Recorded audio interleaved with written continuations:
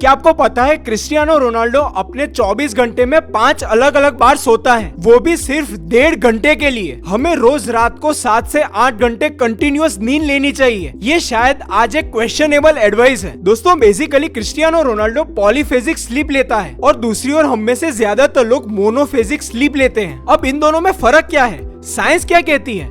क्या ये साइंटिफिकली बेहतर है? आखिर किसने रोनाल्डो को ऐसा करने की सलाह दी और क्या यही उनके लाजवाब फिटनेस और लॉन्जिटिविटी का राज है? फ्रेंड्स, आज इन्हीं के जवाब हम समझेंगे और हाँ, अंत में मैं आपको प्रैक्टिकल टिप्स भी दूंगा जो रोनाल्डो जैसे आपको भी अपने लिए ऐसा स्लीप शेड्यूल बनाने में मदद करेगी। ऐसे और लाइफ ट्रांसफॉर्मेटिव और इंसाइटफुल वीडियोस के लिए the doctor Smith show YouTube channel को सब्सक्राइब करना मत भूलना। Monophasic versus polyphasic sleep. दोस्तों, खुद की नींद को ऑप्टिमाइज करने के लिए हमें सबसे पहले हमारी खुद की सर्काडियन रिदम और हमारे खुद का यूनिक क्रोनोटाइप को अच्छे से समझना पड़ेगा। पिछले वीडियो में हमने मेलेटोनिन और सर्काडियन रिदम की इम्पोर्टेंस के बारे में अच्छे से समझा था। हमारी सर्काडियन रिदम पर कई सारी स्टडीज हुई है जिससे ये रिवील हुआ है कि हमारी सबसे अच्छी और गहरी नींद सुबह के 2 से 3 के बीच होती है। हमने ये भी समझा है कि हमारी नींद 90 मिनट के साइकिल्स में चलती है। अब दोस्तों, हम में से लगभग सभी लोग रोज 7.5 से 8 घंटे कंटिन्यूअस नींद लेना अच्छा मानते हैं। मतलब रात को कंटिन्यूअसली 5 स्लीप साइकिल्स पूरा करना। इसे मोनोफेजिक स्लीप कहते हैं। पर दोस्तों, पिछले कुछ दशकों से कुछ स्लीप एक्सपर्ट्स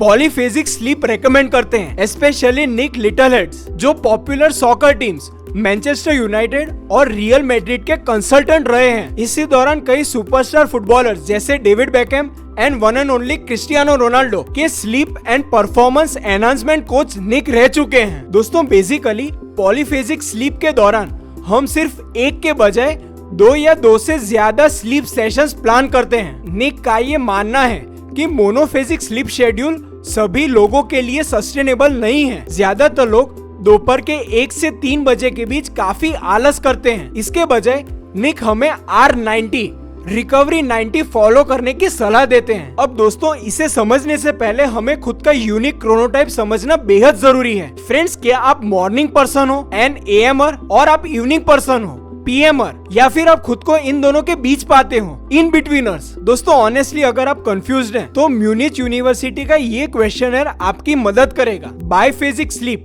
एक पॉलीफेजिक स्लीप की कैटेगरी है जहां आप रात को एक लंबी नींद लेते हैं 6 से 7 घंटा और इसके साथ साथ आप दोपहर को आधे से 1.5 घंटे की झपकी लेते हैं। R90 रिकवरी 90 स्लीप शेड्यूल ये बड़ा ही इंटरेस्टिंग कॉन्सेप्ट है। हम सभी अच्छी गहरी नींद को घंटों में मेजर करते हैं। बेसिकली निक हमें इसके बजाय साइकिल्स में सोचने की सलाह देते हैं। R90 प्रोटोकॉल में निक की ये सबसे पहली एडवाइस है कि हमें हर दिन 5 स्लीप साइकिल्स कंप्लीट करनी चाहिए और इसमें ध्यान ये रखना है कि हमें दिन में नहीं बल्कि हफ्तों में मेजर करना चाहिए। यानी बेसिकली एक पूरे हफ्ते 7 दिन में हमें 35 स्लीप साइकिल्स कंप्लीट करनी है। ये सबसे आइडियल सिचुएशन है और इन 7 दिन में मिनिमम 4 दिन हमें आइडियल 5 साइकिल्स लेनी ही लेनी है। बाकी दिन ये मुमकिन हो सकता है कि आप काम की वजह से बिजी होंगे या आप कम सोए होंगे या फिर कोई और कारण के कारण आप अच्छे से सो नहीं पाए होंगे। अब यहाँ दूसरी ध्यान में रखने वाली बात यह है कि आपको अपने प्री स्लीप और पोस्ट स्लीप रूटीन को भी इस साइकिल में काउंट करना है। निक कहते हैं कि हमारे पूरे दिन में 3 अच्छे स्लॉट्स हैं जिन्हें हम अपनी स्लीप साइकिल्स को कंप्लीट करने के लिए बेस्ट मान सकते हैं। ये हमारे सर्काडियन रिदम पर कई रिसर्च इससे साइंटिफिकली प्रूव हुआ है। सबसे पहला वक्त है सुबह 2 से 3 बजे का, जिस दौरान हमें गहरी नींद में होना ही चाहिए। अब दोपहर के 2 से 3 बजे एक और ऐसा मौका होता है और अगर आप इन दोनों को यूटिलाइज ना कर पाओ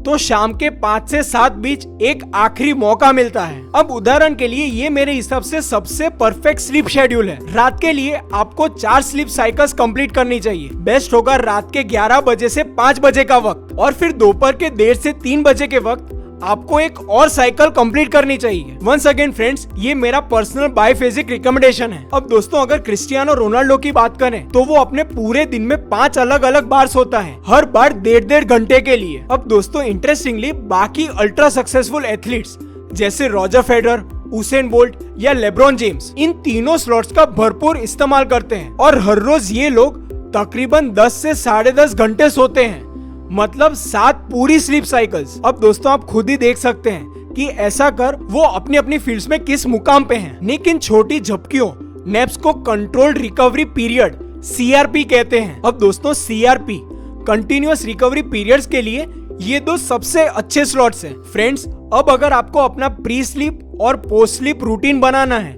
वो भी R90 के हिसाब से, तो ये सलाहें आपके लिए फायदेमंद होगी। सुबह जगने के ठीक बाद सबसे पहले बाहर निकले और एक्सरसाइज करें। ये आपके सर्कैडियन रिदम को सिंक्रोनाइज रखेगा। सुबह जगने के तुरंत बाद अपना स्मार्टफोन कभी ना उठाएं। मिनिमम 1 से 1.5 घंटे के बाद ही उसे यूज करें। अपना मॉर्निंग रूटीन अल्ट्रा सक्सेसफुल लोगो जैसा तगड़ा बनाने के लिए मेरा 5am क्लब वीडियो सीरीज जरूर देखना। मैंने उनमें काफी साइंटिफिक डिटेल टिप्स बताई हैं। रोज एक ही समय पे सोने जाओ और एक ही समय पे उठो। अगर किसी कारण रात को सोने में आपको देर हो गई तो आप एक साइकिल को स्किप करें। इस दौरान आप कुछ रिलैक्सिंग काम करें, जैसे मेडिटेशन, योगा निद्रा या ऐसी कोई ब्रीदिंग एक्सरसाइजेस। अब दोस्तों, इस स्किप हुई साइकिल को एक साइकिल जल्दी सोकर कवर अप करें। रात को आप जिस भी समय सोए हो, अपने सुबह जगने का वक्त फिक्स रखना। निक के अनुसार ये सबसे बेस्ट स्लीपिंग पोजीशन है। इसे फीटल पोजीशन कहते हैं। ये आपकी नॉन डोमिनेंट साइड होनी चाहिए, यानी अगर आप राइटी हो तो आपकी लेफ्ट साइड, और अगर आप लेफ्टी हो तो आपकी राइट साइड। आपकी स्लीप और आपका CRP